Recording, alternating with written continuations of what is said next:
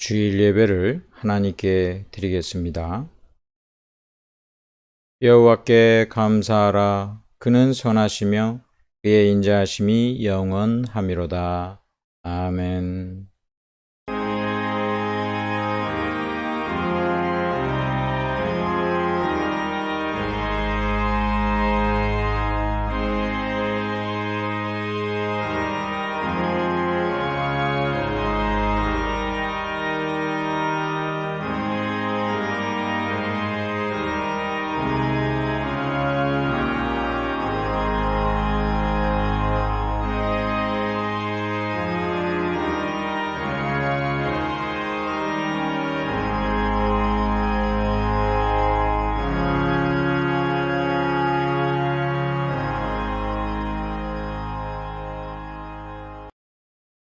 사랑과 은혜가 풍성하신 아버지 하나님, 거룩한 주일 주님께 나와 예배드리게 하시니 감사를 드립니다.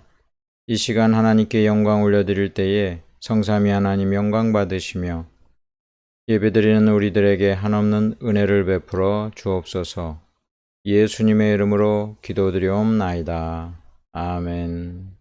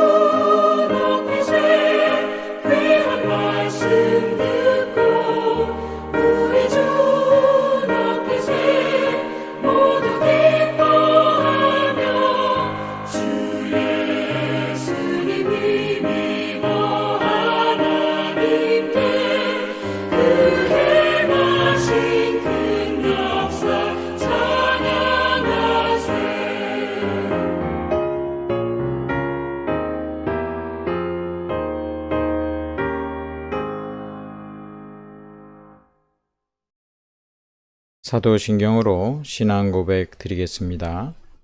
전능하사 천지를 만드신 하나님 아버지를 내가 믿사오며 그 외아들 우리 주 예수 그리스도를 믿사오니 이는 성령으로 잉태하사 동정녀 마리아에게 나시고 본디오 빌라도에게 고난을 받으사 십자가에 못 박혀 죽으시고 장사한 지 사흘 만에 죽은 자 가운데서 다시 살아나시며 하늘에 오르사 전능하신 하나님 우편에 앉아 계시다가 저리로서 산 자와 죽은 자를 심판하러 오시리라.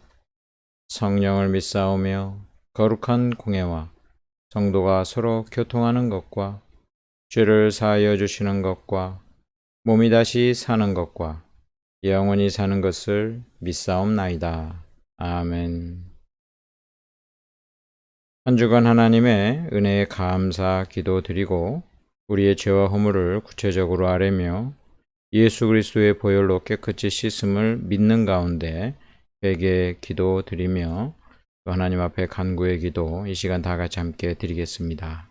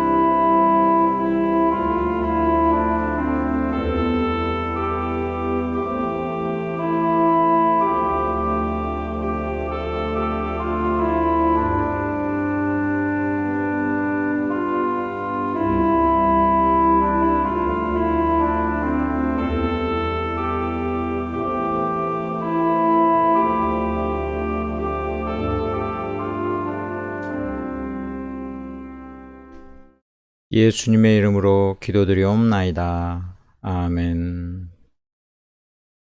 하나님 말씀은 신명기 29장 1절로 13절까지 말씀, 구약성경 307쪽, 신명기 29장 1절부터 13절까지 하나님 말씀 봉독하겠습니다.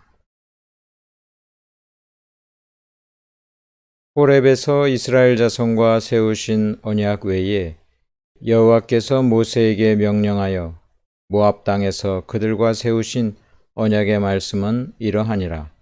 모세가 온 이스라엘을 소집하고 그들에게 이르되 여호와께서 애굽 땅에서 너희의 목전에 바로와 그의 모든 신하와 그의 온 땅에 행하신 모든 일을 너희가 보았나니 곧 그 큰 시험과 이적과 큰 기사를 네 눈으로 보았느니라. 그러나 깨닫는 마음과 보는 눈과 듣는 귀는 오늘 여호와께서 너희에게 주지 아니하셨느니라.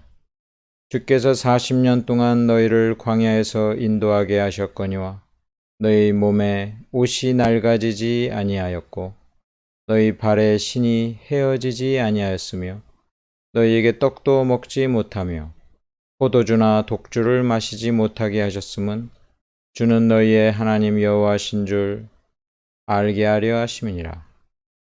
너희가 이곳에 올 때에 헤스본 왕 시온과 바산 왕 옥이 우리와 싸우러 나왔으므로 우리가 그들을 치고 그 땅을 차지하여 르우벤과 갓과 므낫세 반 지파에게 기업으로 주었나니 그런즉 너희는 이 언약의 말씀을 지켜 행하라.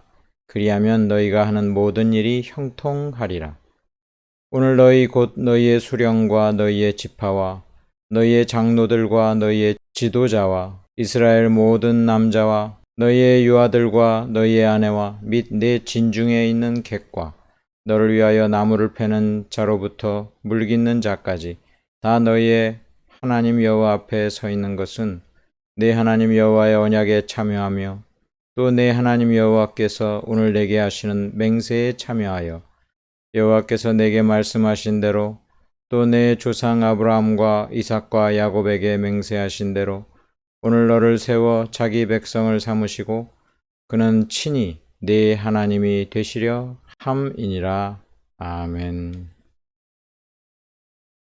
내 인생 최고의 목적 제목으로 하나님의 말씀을 나누겠습니다. 할렐루야. 하나님의 은혜가 충만히 넘치시기를 축원합니다. 이 세상의 모든 것은 그 목적을 가집니다. 특별히 우리가 잘 만들었다 생각되는 것들은 우연이 된 것보다는 사람이 계획을 갖고 설계하고 그것을 만든 경우가 많습니다. 세상의 것들도 그러한데 하물며 이 세상에 있는 생명체들이 그냥 우연히 생겨났다고 생각해서는 안 될 것입니다. 그 성경과학연구소 김명현 박사님의 그 창조론 그 특강을 보면서 참 그 많은 것을 느꼈어요. 생명체 자체가 창조론을 지지한다.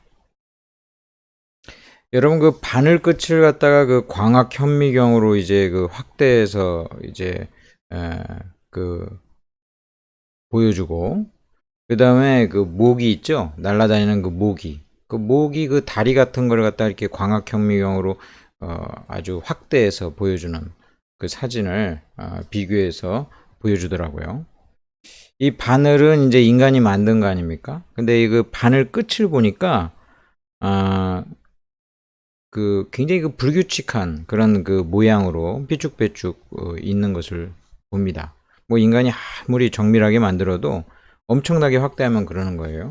근데 이 모기 다리는 확대해 봤더니 그 바늘보다 더 작은 건데도 완벽한 어떤 그 유선형을 띠는 아주 그 정교하게 만들어져 있는 것을 보게 됩니다. 저는 그 모기 다리 확대한 거 보고서 깜짝 놀랐어요. 우리가 이제 모기한테 이제 물리면 야, 이게 대단한 생명체에게 그 물렸다 그런 생각을 해야 될 것 같아요. 모기를 죽일 때도 엄청난 그 정교한 생명체를 내가 죽인다 그렇게 생각하고 죽여야 될 것 같아요. 뭐 모기는 뭐 없애야 되겠죠. 근데 이 모기를 통해서 봐도 그 생명체가 얼마나 정교하게 지어져 있는지 몰라요. 인간이 만든 그 바늘과는 비교할 수 없을 정도의 그 정교함을 갖거든요. 그런데 그 바늘이 이게 우연히 그렇게 만들어졌다. 그 누구도 생각 못 할 거예요. 그런데 바늘보다도 훨씬 더 정교한 모기와 같은 생명체를 그냥 만들어졌다. 이렇게 생각해서는 분명히 안 될 것입니다. 그 롯데타워 같은 거 있잖아요. 잠실에. 그 롯데타워 보면서 아무도 저게 갑자기 우연히 생겨졌으리라고는 아무도 생각 못 하거든요. 사실 진화론이 말하는 것은 우연이잖아요. 이 세상 모든 생명체가 우연히 만들어졌다. 롯데타워 보고는 야, 저게 갑자기 어느 순간 그냥 그 쇠붙이와 유리와 돌들이 합쳐져서 저렇게 만들어졌다. 이렇게 생각한 사람 한 명도 없어요. 근데 롯데타워 그 부속품이 몇 개나 되겠어요. 그런데 인간의 존재의 부속품을 한번 보세요. 이거는 비할 바가 할 수 없는 아주 복잡한 그런 하나님의 창조물이라는 것을 양심이 있다면 분명히 알 수가 있습니다. 롯데타워를 만들 때 의도적으로 사람들이 목적을 갖고 설계도를 가지고 그것을 만들듯이 하나님께서도 인간을 만드실 때 그 설계도, 뭐 DNA든 그의 그 영혼이든 하나님의 깊은 계획 가운데 목적 가운데 인간을 만들었다는 것을 우리는 믿습니다. 사실 하나님 믿는 사람의 입장에서 볼 때 이 무신론자들 있잖아요. 진화론자들. 이런 사람들은 마치 손바닥으로 하늘을 가리는 것처럼 무모해 보여요. 뭐 그들이 우리에 대해서는 반대로 뭐 비과학적으로 여길지는 모르지만 사실상 우리의 양심 자체가 이 세상에 그 놀라운 생명체 하나만 봐도 창조주 하나님이 계시다라는 것을 우리 양심이 분명히 들려주고 있습니다. 우리를 만드신 하나님께서 우리를 그냥 만드신 것이 아니라 목적을 갖고 만드는 거죠. 무엇을 만들 때 뭐 내가 재미로 만든다 하더라도 그건 목적이 있는 거잖아요. 목적 없이 만들어지는 건 없어요. 하나님께서 우리를 하나님의 그 형상으로 지었고 또 우리를 이 땅에 태어나게 하셨다면 각 사람의 어떤 계획이나 그 구체적인 다양한 그러한 모습은 다를지 모르지만 하나님의 분명한 그 목적이 우리에게 동일하게 있는 게 분명합니다. 우리 인생의 목적은 이처럼 하나님으로부터 오게 됩니다. 하나님이 우리를 만드셨고 설계하셨고 지으셨고 또 우리의 그 모든 인생을 주관하시기 때문에 하나님은 우리에게 분명한 그 인생의 목적을 우리에게 주셨습니다. 하나님을 믿는 성도들이 일관되게 발견한 성경을 통해서 성령님을 통해서 분명히 알게 된 인생의 목적이 바로 하나님의 영광을 위해서 인간이 지음을 받았다는 것입니다. 그 다른 교파와 달리 장로교의 그 교리 첫 번째 소요리 문답 1번이 바로 이 문제를 정면으로 이야기하고 있습니다. 소요리 문답 1번 질문이 무엇입니까? 인생의 최고되는 목적이 무엇입니까? 인생의 최고되는 목적은 그 답이 이래요. 첫째, 하나님을 영화롭게 하는 것이다. 두 번째는 하나님을 영원토록 즐거워하는 것이다. 자, 오늘은 첫 번째, 우리 인생의 최고의 목적 첫 번째, 이 하나님께 영광을 올려드리기 위함이다. 이것을 함께 나누고자 합니다. 하나님께서 모세를 통해서 이제 그 모압 땅에서 언약을 체결하셔요. 시내산에서 체결한 시내산 언약이 있고 모압 땅에서 체결한 이 모압 언약이 있는데 이 둘 다 중심 내용은 동일해요. 그런데 이 시내산 언약의 그 대상자들은 이제 출애굽을 막 했던 그런 사람들이었고, 이 모압에서 체결한 모압 언약은 이제 가나안 땅으로 들어갈 새로운 세대들입니다. 그래서 대상이 좀 다르고, 그리고 이 모압 언약은 시내산 언약을 갱신하면서 더욱 깊이 있게 하나님께서 말씀해 주시는 그 언약이 되겠습니다.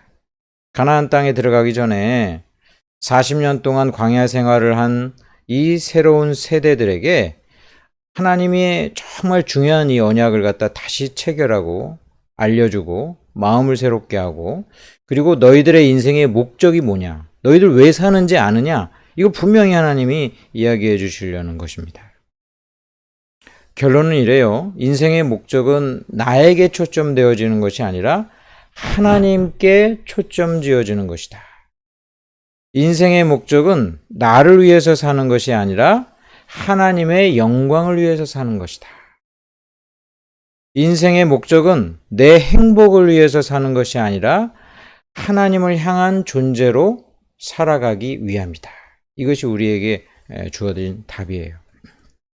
그런데 문제는 이 답이 어떤 사람에게는 정말 그렇습니다 하고 아멘하고 받아들이지만, 어떤 사람들에겐 정말 그럴까? 마음에 와닿지 않아요. 이게 북한 사람들처럼 위에서 이제 가르치는 대로 앵무새처럼 이야기하는 그런 사람들도 분명히 있을 거예요. 근데 분명한 사실은 하나님께서 부르신 사람은 이러한 고백으로 나아가도록 하나님이 인도하셔요. 그래서 마침내 그를 통하여 하나님이 만드신 그 목적을 성취하시는데, 그 인생의 목적은 다른 게 아니라, 인생은 자기 자신의 행복을 위해서 사는 것이 아니고 하나님께 영광 올려드리고 그 하나님의 영광을 노래하며 찬양하며 드러내는 존재로 사는 것이다 라는 것입니다. 이 말씀은 오늘날 우리에게 생소하게 들릴지 몰라요. 누구나 자신을 위해서 살아가고 있기 때문입니다. 전에 그런 노래가 있었어요. 내 인생은 나의 것, 그냥 내버려 둘 순 없나요? 뭐 이런 노래가 있었어요. 이 자라나는 청년이 부모에게 어떤 독립을 하려는 그런 노래의 그 내용이라면 일면 맞습니다. 그 사람의 인생이 엄마 아빠의 것은 아니죠. 그런데 우리가 더 나아가서 자기 것도 아니라는 사실을 깨달아야 돼요. 이거 깨닫지 않으면 그때부터 인생이 굉장히 힘들어집니다. 인생의 대부분의 불행이 여기서 옵니다. 내 인생의 주인이 나라고 이렇게 생각할 때부터 이제 책임도 이제 훨씬 무거워지고, 그 모든 공과 또 잘못된 모든 그런 것들이 그 자신에게 이제 돌아가게 되고 또 굉장히 비참해집니다. 누구나 자신 있게 자기가 잘 살고 있다고 자신하는 사람이 거의 없기 때문에 그래요. 그러니까 여러분의 인생이 여러분의 것이라면 여러분들이 과연 잘 살고 있느냐? 그렇게 볼 때 결코 거기에 대해서 답변하지 못할 거예요. 자기를 위해 살면서 훨씬 더 많은 죄를 짓게 되는데 그 죄가 우리를 무겁게 합니다. 자기에게 초점을 두니까 오히려 마음의 병을 얻습니다. 자기의 인생을 자기의 지혜로 또 능력으로 살아가려고 노력해봐도 대부분 성취하게 되나요? 그러지 못해요. 만족을 할 수가 없어요. 그렇기 때문에 자기 자신의 행복을 위해서 자기에게 초점을 두고 살면 우리는 거의 다 불행해지기가 십상입니다. 이 우울증을 보면은요, 대부분 너무나 지나치게 자기에 대해서 생각한다는 거예요. 자기에 대해서 계속 생각을 갖다 많이 할수록 사람이 우울해져요. 대부분의 많은 그런 병들이 자기 자신을 초점으로 둘 때 생겨나게 됩니다. 이 고통의 대부분이 자기에게 집중함으로써 오니까 불교가 여기에서 착안을 해요. 그래가지고 그냥 진정한 행복은 뭐냐면 자기를 갖다 버리고 비우고 그리고 이제 자기를 무로 만들고 생각과 번뇌로부터 해탈을 하기 위해서 이제 그 노력을 합니다. 어떤 그 일면 그 시작점, 그 출발점은 좋은 것 같은데 가는 방향이 틀렸어요. 우리의 그 존재의 근원이고 나를 만드신 하나님께로 향해서 가야 그것이 이제 답을 얻을 수가 있는 것입니다. 우리를 만드신 하나님께서 인생의 그 목적이 하나님께 영광을 올려드리는 것이다. 오늘 이 본문을 통해서 그 영광을 올려드리는 그 삶이 어떤 것인가를 우리는 보게 됩니다. 첫째는 하나님을 최고의 분으로 알고 찬양하는 거예요. 그게 바로 하나님께 영광 올려드리는 것입니다. 이 영광이라는 말의 그 한자어는 꽃이 피는 것처럼 팍 빛이 나는 거예요. 이것은 그 위대함을 갖다가 인정해주고 또 대단하다 하고 놀래주고 박수 쳐주고 격려해주고 칭찬해주고 칭송해주고 이것을 뜻합니다.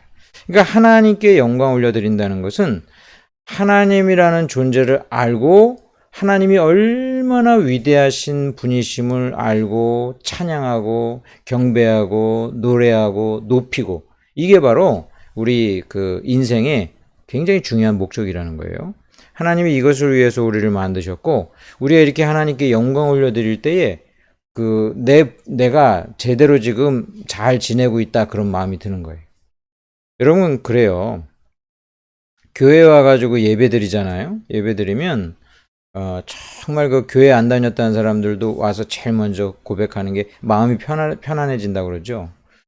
그가 자기를 만드신 존재 그 앞에서 이제 자기가 왜 만들어지는지 그 이제 분명한 이 옷에 그 단추가 딱 끼워지는 것처럼 그 자기 신의 그 존재 목적에 딱 부합하는 행동을 하기 때문에 그래요.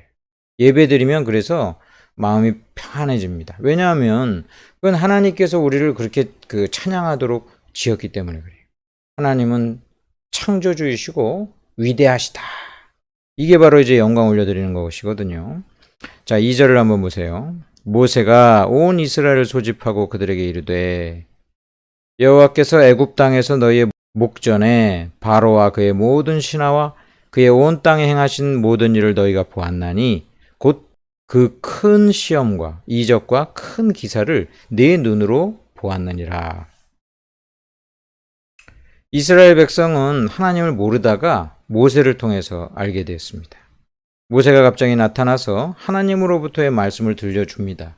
그리고 이스라엘 백성은 그 열재앙을 이제 경험하죠. 하나님께서 놀라운 일들을 한 번만 경험하면 사람들이 믿질 않으니까 이 신앙의 체험이 처음 일어날 때는 이게 우연히 일어나는가 하나님이 진짜 계셔서 일어났는지 이게 이제 긴가민가 하거든요.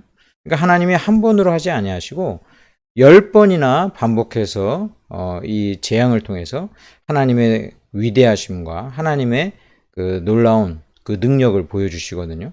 그래서 이집트에 있는 모든 그런 그들이 섬기는 잡신들은 피조물에 불과하고 하나님만이 진정한 신이다라는 것을 그들에게 보여준 것입니다. 그들이 10가지의 그 재앙을 통해서 또 홍해를 건너는 그런 기적, 바다가 쫙 열리는 그런 기적을 통해서 하나님이 얼마나 능력 많으신 분이시다라는 것을 깨닫게 됩니다. 인간의 그 한계를 뛰어넘는 위대함을 보니까 너무나 경탄스럽고 놀라는 거예요. 그래서 인간이 하나님 앞에서 하는 가장 첫 번째 일이 바로 이 경배와 찬양입니다. 찬양. 하나님은 위대하십니다. 놀라우십니다. 기적과 이사를 베푸시고 그리고 인간의 한계를 뛰어넘으시는 도저히 인간의 그런 그 좁은 머리와 마음으로 품을 수 없는 위대하신 분이십니다. 그러니까 이제 찬양하고 경배하는 거거든요. 이것이 바로 하나님께 영광 올려드리는 그 내용입니다. 그런데 하나님께 영광 올려드리는 것이 여기서 멈춰서는 안 되겠죠. 4절에 이런 말씀이 있어요. 그러나 깨닫는 마음과 보는 눈과 듣는 귀는 오늘 여호와께서 너희에게 주지 아니하시느니라. 하나님께 예배드리고 찬양하고 경배하는 것, 이것은 하나님께 영광 올려드리는 매우 중요한 것이지만 여기서 머물러서는 안 되고 이것을 통해서 하나님께서 우리에게 베풀어 주시는 그 독특한 일들을 이제 깨닫게 돼야 됩니다. 이것은 성령께서 깨닫는 마음을 주시고 또 보는 눈을 열어주시고 듣는 귀를 열어주실 때 가능한 일입니다. 바로 하나님은 위대한 신일 뿐만 아니라 우리를 구원해 주시는 분이시다라는 것을 이제 깨닫는 거예요. 하나님은 신이시고 위대하시고 능치 못하시는 일이 없는데 그 하나님이 나를 구원하셨어요. 이게 이제 본격적으로 성령님을 통해서 깨닫게 되고 또 체험하게 되는 그런 일들입니다. 5절에 주께서 40년 동안 너희를 광야에서 인도하게 하셨거니와 너희 몸에 옷이 낡아지지 아니하였고 너희 발에 신이 헤어지지 아니하였으며. 하나님께서 돌봐주셔가지고 생존하게 됐다라는 그런 고백이에요. 하나님이 구원자이심은 먼저 생활에서부터 그 경험을 하게 돼요. 그 어린 시절부터 이제 교회를 다닌 분들은 다 아실 거예요. 교회 갔더니 하나님이 계시다. 그런 이제 그 말씀을 계속 듣죠. 그 어린 시절에 경험하는 하나님은 어떤 하나님이에요? 그 자그마한 것부터 기도해요. 자그마한 거. 하나님 뭐 도와주세요. 그럼 하나님께서 도와주셔. 그래가지고 야 하나님이 진짜 계시네. 내 기도대로 들어주셨어. 막 이렇게 놀랍니다. 하나님께서 우리를 도와주신 거, 또 생존하게 해주신 거, 이것서부터 예수님을 영접하는 일들이 많습니다. 많은 경우에 그 병이 치유돼 가지고 교회 나오는 경우도 많죠. 어떤 이런 구원을 경험하는 거예요. 이게 다 구원이에요. 문제로부터 해결되거나 어떤 그 병이 낫거나 이런 모든 것이 일종의 구원인데 이런 구원의 하나님을 갖다가 생활적으로 경험하는 거예요. 그러다가 성령께서 이제 깨닫게 하시는데 가장 큰 구원이 뭐냐? 바로 영원히 구원받는 것이다. 인간이 타락해가지고 죄 가운데 결국 형벌을 받는 존재라는 것을 하나님이 알려주시고 그 형벌을 대신해서 예수님께서 오셔서 십자가에 달려 죽으심으로 대속해 주시고 우리가 죄 용서함 받아가지고 하나님 백성이 되어가지고 영원토록 하나님과 함께 사는 것, 이것을 이제 성령께서 깨닫게 해주시는 거예요. 믿게 해주시는 거예요. 그 보면은 생활적인 어떤 구원, 이거 굉장히 중요하죠. 우리가 지금도 계속 그런 것을 위해서 기도하고 있는 거 아닙니까?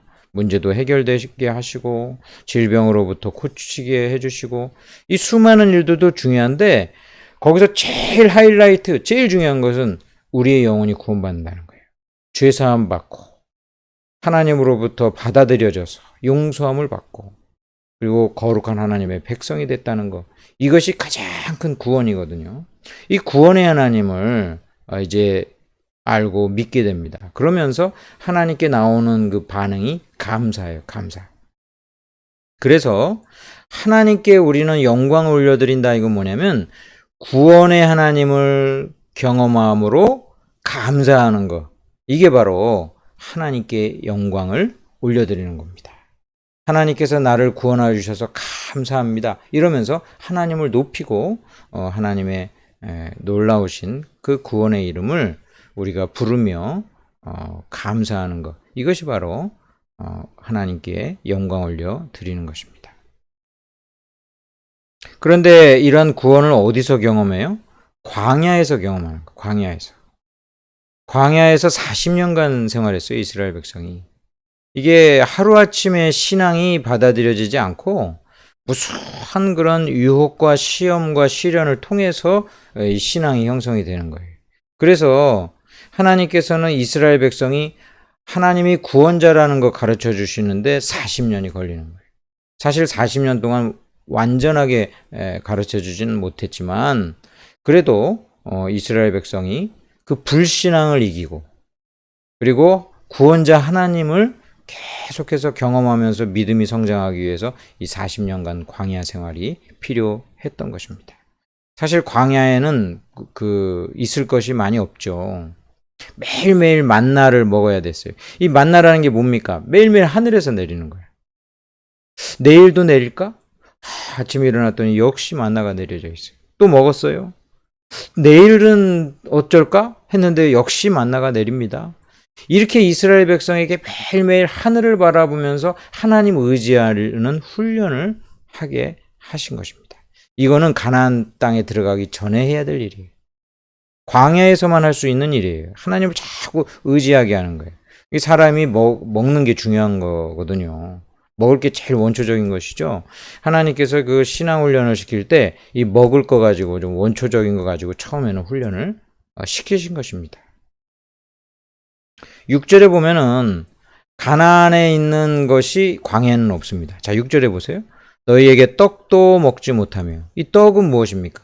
가서 정착해가지고 농사 지어서 그 곡식의 산물로 만들 수 있는 게 떡이에요.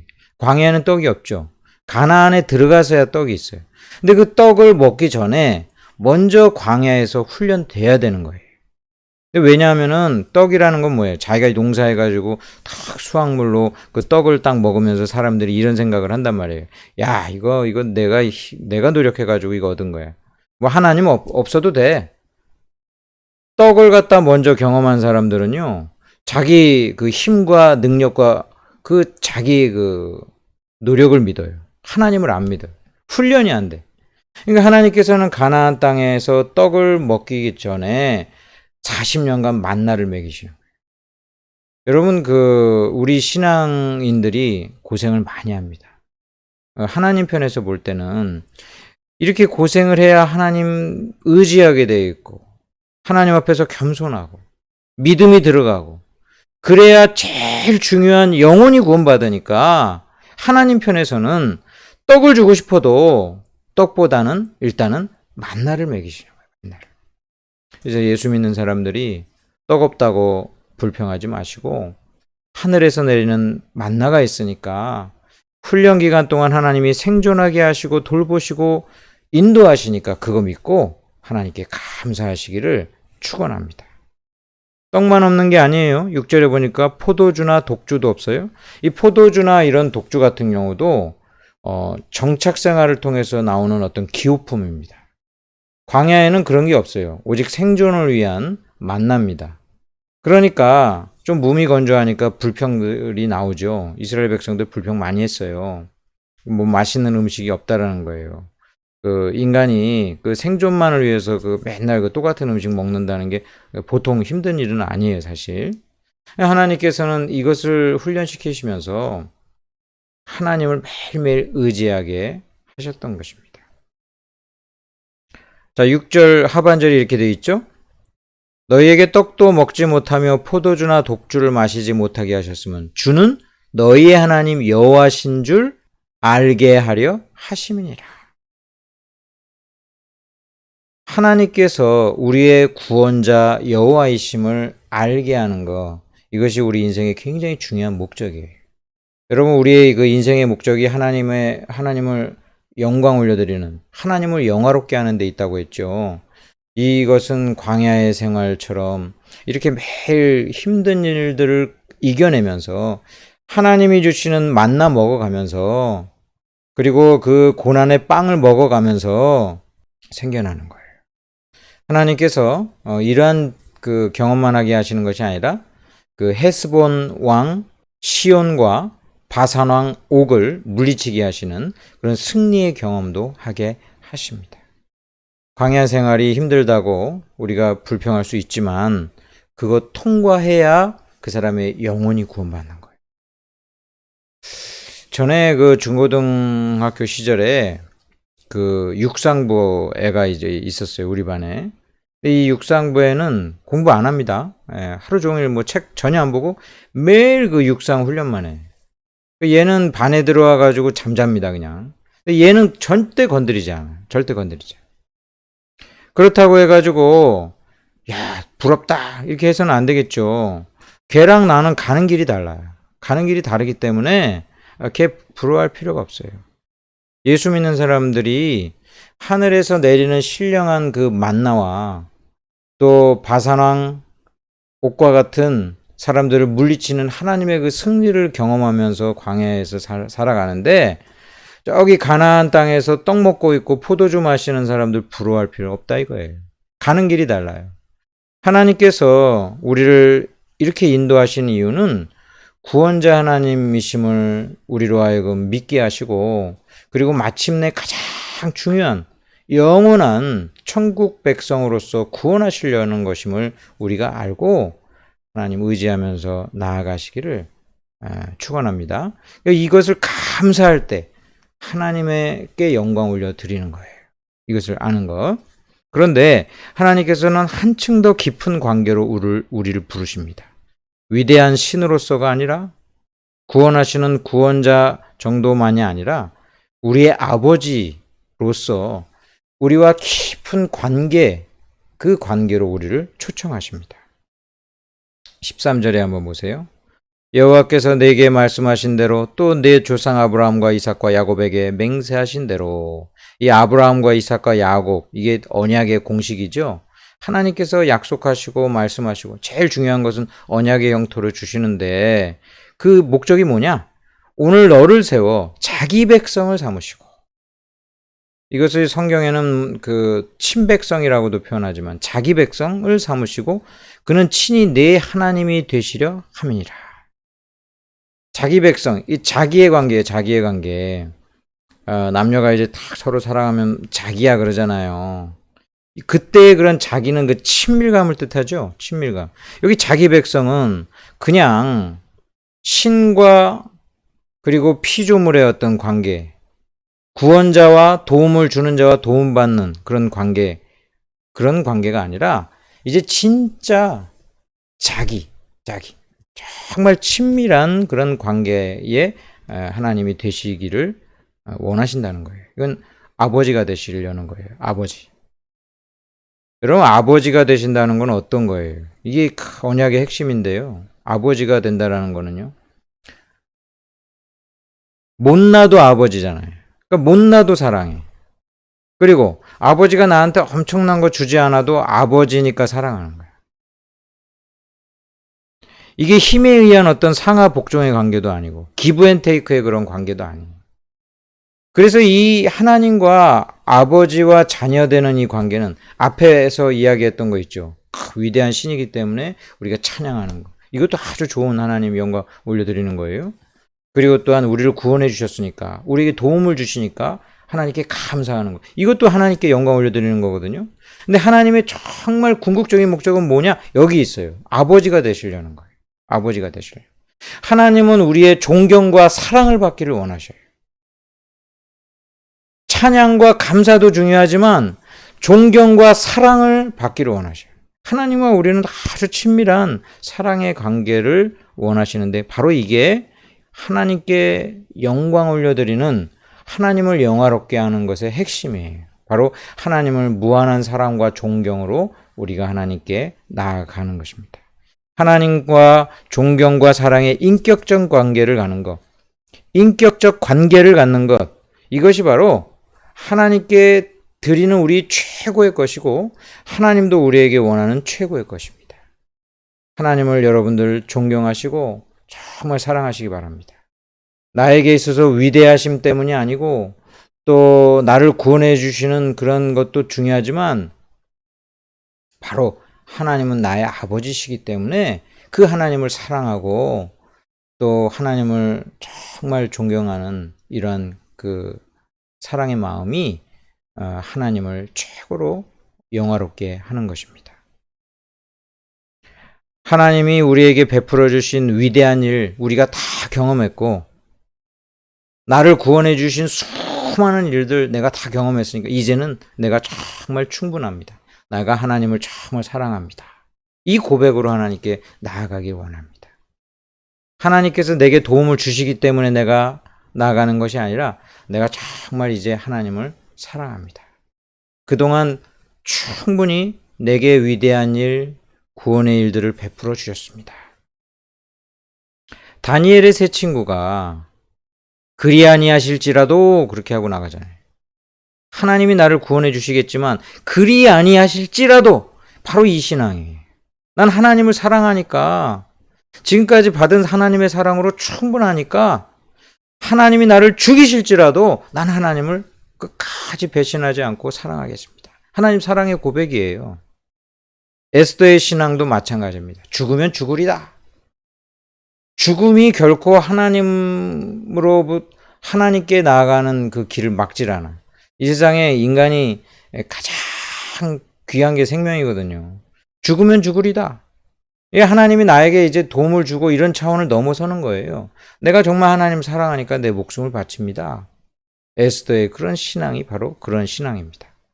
예수 믿고 복을 받기는커녕 고문당하고 감옥에 갇혔던 이 바울이 가졌던 하나님을 향한 그 존경과 사랑, 그것이 하나님을 영광 올려드리는 영화롭게 하는 것입니다. 서머나의 감독이었던 폴리갑에게 로마 장교가 이제 마지막으로 묻겠다. 너 예수님 저주해라. 그럼 내가 너 살려주겠다. 그랬을 때 폴리갑이 뭐라고 이야기합니까? 저는 86년간 주님을 섬겼습니다.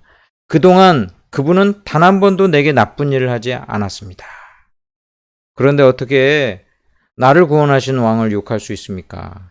당신은 1시간 동안 타는 불로 나를 위협하나 그 불은 이내 꺼질 것이오.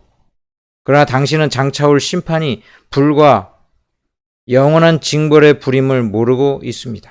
당신 마음대로 처결하십시오. 그래서 폴리갑이 이제 순교하지 않습니까? 지금까지 하나님이 내게 베풀어 주신 은혜로 충분합니다. 하나님의 위대하신 거 이제 다 내가 믿습니다. 하나님이 전능하신 신인 거 내가 믿습니다. 그동안 내가 베풀어 주신 그 구원 수많은 일들을 내가 이제는 다 믿습니다. 이제는 그런 거 떠나서 내가 하나님을 인격적으로 사랑하고 존경하고 하나님을 위해서 살겠습니다. 여러분, 하나님께서 이런 믿음을 원하셔요. 이러한 하나님을 우리가 아버지로 모시며 사는 그러한 자가 하나님께 영광 올려드리는 거예요. 하나님께 영광 올려드리는 것은 우리가 찬양을 할 때도, 그리고 우리가 감사를 할 때도, 그리고 중요한 것은 하나님과의 그 인격적인 관계 가운데 존경과 사랑을 드리는 것. 이것이 가장 중요한 하나님을 영화롭게 하는 것입니다. 이것이 우리의 인생의 목적입니다. 이 목적을 이루시는 우리 모두가 되시길 주님의 이름으로 축원합니다. 아멘. 기도하겠습니다.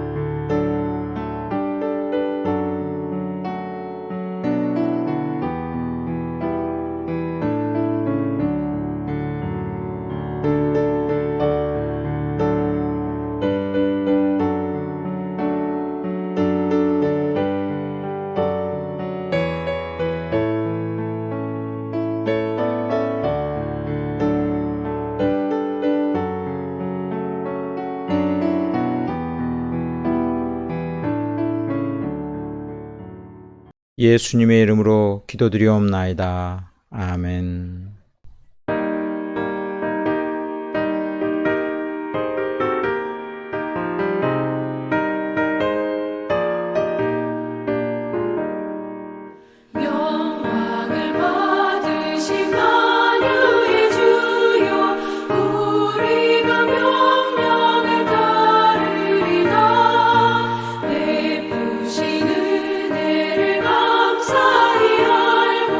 진실한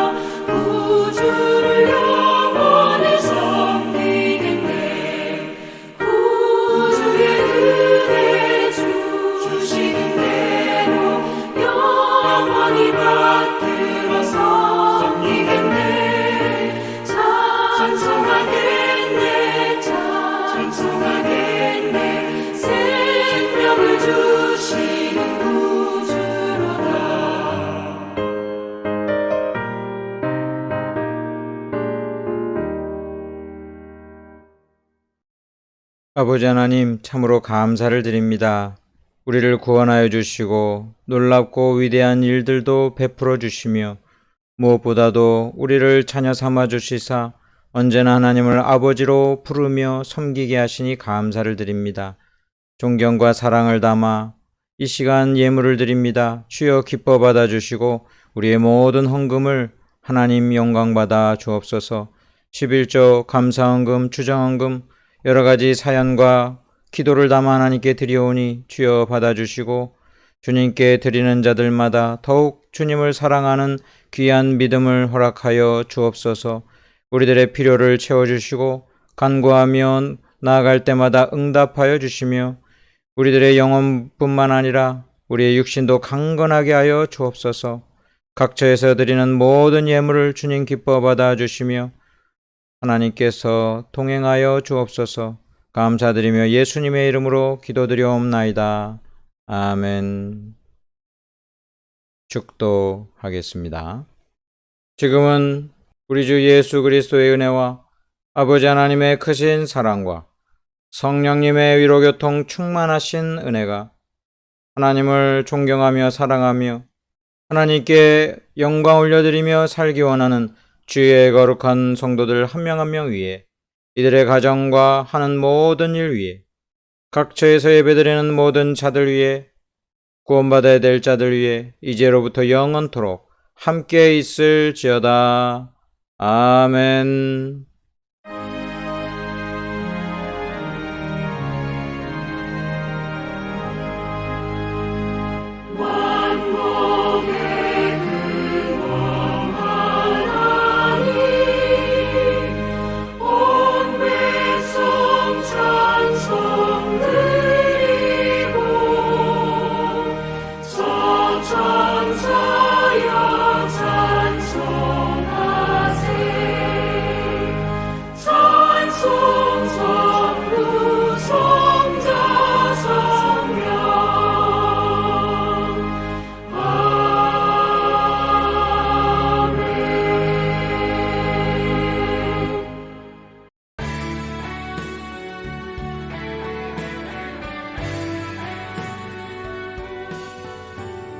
내 평생 사는 동안 주 찬양하리. 여호와 하나님 내 주를 찬양하리. 주님을 묵상하니 즐겁도다. 내 영혼 주 안에서 참 기쁘리. 내 평생 사는 동안 주 찬양하리. 여호와 하나님 내 주를 찬양하리. 주님을 묵상하니 즐겁도다. 내 영혼 주 안에서 참 기쁘리. 내 영혼아 주님을 송축하라.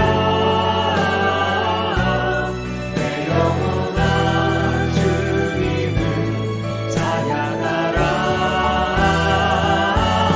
내 영혼아 주님을 송축하라.